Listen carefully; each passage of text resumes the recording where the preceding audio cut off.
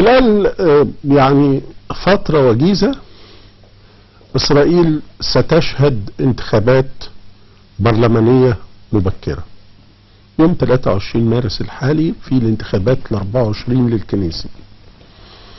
هذه الانتخابات اللي بتعد الرابعة في خلال سنتين هي واحدة من أكثر الانتخابات غموضا في تاريخ إسرائيل.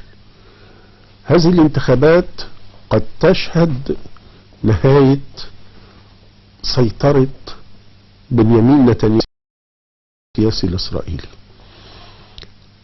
المشهد السياسي الإسرائيلي غالبا بيتكون من حكومات ائتلافية. مفيش حزب في إسرائيل بياخد أغلبية مطلقة من بين أعضاء الكنيسة ال120.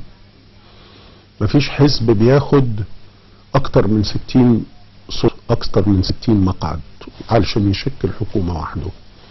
دايما كان بيبقى فيه حكومات ائتلافية، وكانت هذه الحكومات بتبقى متجانسة، يعني أحزاب يمينية يشكلوا حكومة يمينية.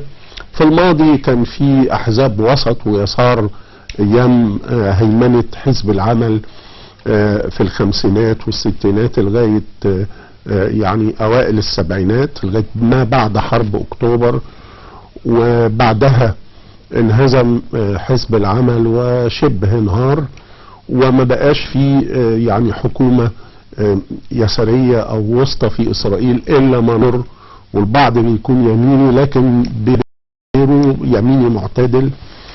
نتنياهو كل الحكومات اللي شكلها، ونتنياهو أكتر واحد ترأس الحكومات في إسرائيل من يوم ما أنشئت إسرائيل من 48.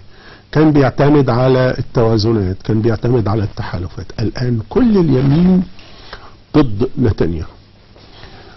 كل التقديرات بتقول انه حزب الليكود اللي هو بيقوده يعني ممكن ياخد بحد اقصى 30 مقعد من 120. محتاج يتحالف مع احزاب تانية. الاحزاب اليمينية اللي المفروض يتحالف معاها هي اللي بتهرب منه.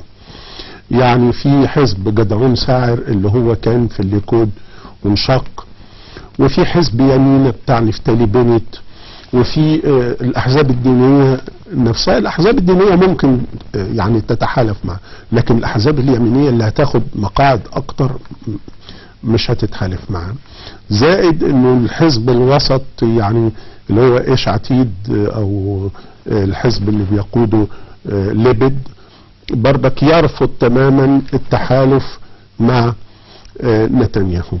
حزب ازرق ابيض بتاع جانتس ده احتمال ما يكونش موجود خالص، يفشل في انه يدخل الكنيسة الاسرائيلي، ولو موجود هياخد 4 مقاعد ولا 5. طب هو نتنياهو اتحط في الموقف ده ليه؟ اتحط في الموقف ده لانه لما كان بيدخل مع حد حكومة ائتلافية كانوا بيتفقوا اكتر من مرة، يتفق انه الحكومة الائتلافية مثلا مدة 4 سنين، انا همسك رئيس وزراء 2 وانت 2، والكلام ده عملوا قبل كده مع ليبد وما التزمش بيه، وعملوا مع جينيتس وما التزمش بيه. وبالتالي مستقبل نتنياهو كرئيس وزراء مهدد بشكل كبير جدا، الا اذا حصلت معجزة. التركيبة الإسرائيلية نفسها قدرتها على تشكيل حكومة متجانسة صعبة جدا، لأنه الأصوات متوزعة على أو المقاعد متوزعة على عدد كبير من المقاعد. في أحزاب ممكن تاخد مقاعد زي مثلا القائمة العربية ممكن تاخد 9 أو 10 مقاعد، اللي كان عندها 15 مقعد في الانتخابات اللي فاتت، ولكن القائمة العربية حصل فيها انسحاب يعني أحد مكوناتها، وبالتالي تراجعت حظوظها.